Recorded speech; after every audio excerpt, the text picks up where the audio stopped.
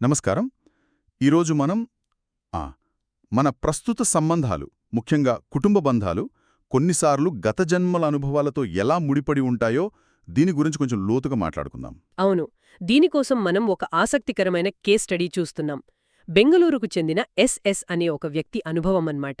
ఆమె తన తల్లితో ఉన్న సంబంధం అది కొంచెం సంక్లిష్టంగా ఉండట. దాన్ని అర్థం చేసుకోవడానికి ఆమె ప్రయత్నించారు. నిజమే.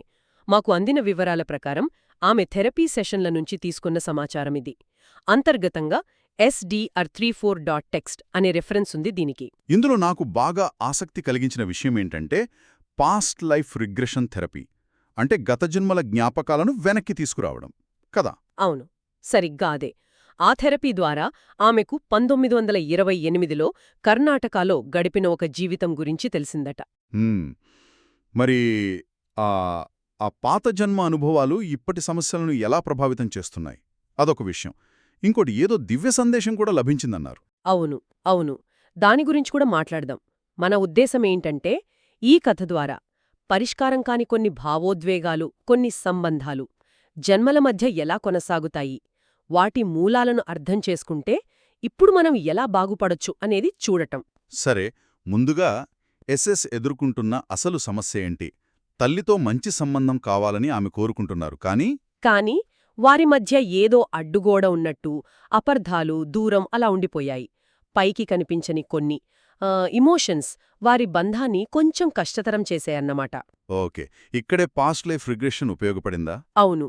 ఆ రిగ్రెషన్ సమయంలో ఎస్ఎస్ తనను తాను 1928లో కర్ణాటకలోని ఒక పల్లెటూరులో ఒక సాధారణ గుడిసెలో నివసించే మహిళగా చూసుకుంది. ఆ జన్మలో ఆమె జీవితం ఎలా ఉండేది? ఆమెకు 2 కుమారులు ఉన్నారట. కాని ఇక్కడొక ముఖ్య విషయం, తల్లిదండ్రులు లేరు. అంటే తల్లి ప్రేమ అనేది ఆమెకు తెలియదన్నమాట ఆ జన్మలో. తెలీదు. కుటుంబ ఆప్యాయత కూడా పెద్దగా అనుభవించలేదు. జీవితం కొంచెం కష్టంగానే గడిచిన. పిల్లలను చాలా స్వతంత్రంగా పెంచింది. ఆ తర్వాత సుమారు 60 ఏళ్ల వయస్సులో సహజంగానే మరణించింది. ఇప్పుడు దీన్ని ప్రస్తుత జీవితంతో ఎలా ముడిపెట్టారు? అంటే గత జన్మ ఈ జీవితాన్ని ఎలా ప్రభావితం చేస్తోంది? అదే కీలకమైన పాయింట్. గత జన్మలో తల్లి ప్రేమ లేకపోవడం, ఒంటరిగా స్వతంత్రంగా బతకడం, ఇవన్నీ కలిసి ఒక రకమైన మానసిక కవచంలా ఏర్పడ్డాయి. ఒక రక్షణ కవచంలాగా. అవును. అది ఈ జన్మలో ముఖ్యంగా తల్లితో చాలా సహజంగా, ప్రేమగా కనెక్ట్ అవ్వడానికి కొంచెం అడ్డుపడుతోందన్నమాట. అంటే ఆ గత జన్మలో అలవాటైన స్వాతంత్ర్యం ఈ జన్మలో ఎమోషనల్గా వేరే వాళ్ల మీద, ముఖ్యంగా తల్లి మీద ఆధారపడటాన్ని లేదా ప్రేమను స్వీకరించడాన్ని కష్టతరం చేస్తోందంటారా? ఆసక్తికరంగా ఉంది. అవును, సరిగ్గా అదే. ఇది కేవలం ప్రేమ లేకపోవడం కాదు, ఆ లోపం వల్ల నేర్చుకున్న ఒక రకమైన సెల్ఫ్ ప్రొటెక్షన్ మెకానిజం. అది ఇప్పుడు అడ్డంకిగా మారింది. మిగిలిపోయిన లెక్కలను సరిదిద్దుకునే అవకాశం. అవును, అలాంటిదే. అసంపూర్ణ అనుభవాలను పూర్తి చేసుకునే అవకాశం. ఇది చాలా లోతైన విషయం కదా. అయితే ఈ రిగ్రెషన్లోనే ఆమెకు ఏదో ఆధ్యాత్మిక మార్గదర్శకత్వం కూడా లభించిందన్నారు. అదేమిటి?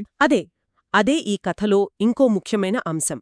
ఆ రిగ్రెషన్ జరుగుతున్నప్పుడు కు ఒక అద్భుతమైన అనుభూతి కలిగిందట. ఆమె శివుడి దర్శనం పొందింది. శివుడి దర్శనమా? అది చాలా చాలా శక్తివంతమైన అనుభూతి అయ్యుండాలి. అవును. ఆమె శివుడిని తన ఆధ్యాత్మిక మార్గదర్శకుడుగా భావిస్తారు. మరి శివుడు ఏం చెప్పారు? ఆ సందేశమేంటి? అది ఆమె పరిస్థితికి ఎలా సహాయపడుతుంది? శివుడు ఆమెను ఆశీర్వదించి చాలా సింపుల్గా అనిపించే కాని చాలా లోతైన సందేశమిచ్చారట. ప్రశాంతంగా ఉండు, అన్నీ నెరవేరుతాయి. ప్రశాంతంగా ఉండు, అన్నీ నెరవేరుతాయి. ఇది కేవలం ఓదార్పు మాట కాదు చూడండి.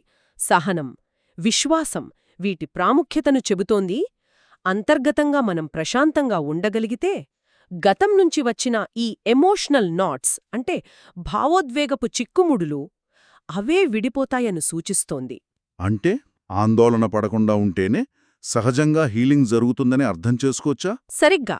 ఆందోళనను వదిలేస్తేనే స్వస్థతకు దారి దొలుగుతుందని అర్థం. ఓకే, మరి ఈ రిగ్రెషన్ అనుభవం, ఈ శివుడి సందేశం తర్వాత ఎస్ఎస్ తన ప్రస్తుత జీవితంలో స్వస్థత వైపు ఎలా ముందుకు వెళ్ళాలి? ఏం నేర్చుకున్నట్టు? ముఖ్యంగా ఆ గత జన్మ ప్రభావాలను గుర్తించడం అదే మొదటి అడుగు. తర్వాత తల్లితో మళ్లీ కనెక్ట్ అవ్వడానికి స్పృహతో కాన్షియస్గా ప్రయత్నించడం. ఆ స్వాతంత్రపు కవచాన్ని నెమ్మదిగా తీసేయాలన్నమాట. అవును, దాన్ని తగ్గించుకోవాలి. శివుడి మాటను గుర్తుపెట్టుకుని ప్రశాంతతను, అంగీకారాన్ని అలవర్చుకోవాలి. ప్రేమను స్వీకరించడానికి, ఇవ్వడానికి సిద్ధపడాలి. అప్పుడే ఆ పాత నమూనా బ్రేక్ అవుతుంది. అంటే ధ్యానం, ప్రార్థన లాంటివి, శివుడిపై నమ్మకం, ఇవన్నీ కూడా ఆ ప్రశాంతతను, బలాన్ని పెంచుకోవడానికి సహాయపడతాయంటారా? ఖచ్చితంగా.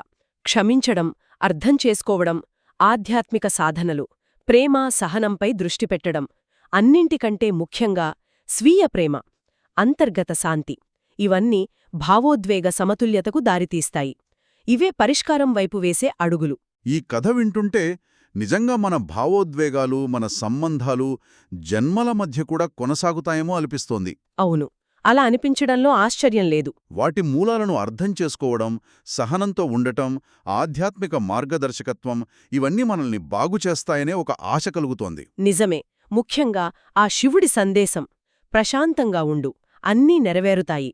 ఇది గతంగాయాలను మానుపుకోవడానికి, ప్రస్తుత సంబంధాలను మెరుగుపరుచుకోవడానికి ఒక శక్తివంతమైన సాధనం. అంటే కేవలం వేచి ఉండమని కాదు, సరైన మానసిక స్థితిని అలవర్చుకోమని చెబుతున్నట్టుంది. అవును, సరిగ్గా అదే. సరైన వైఖరిని అలవర్చుకోవడం. ముగింపుగా శ్రోతలకు ఒక ఆలోచన. ఈ కథ విన్న తర్వాత మీ ప్రస్తుత సంబంధాలను కూడా ఇలాంటి కర్మపాఠాలేమైనా ప్రభావితం చేస్తున్నాయేమో అని మీకనిపిస్తోందా? ఒక్కసారి ఆలోచించండి.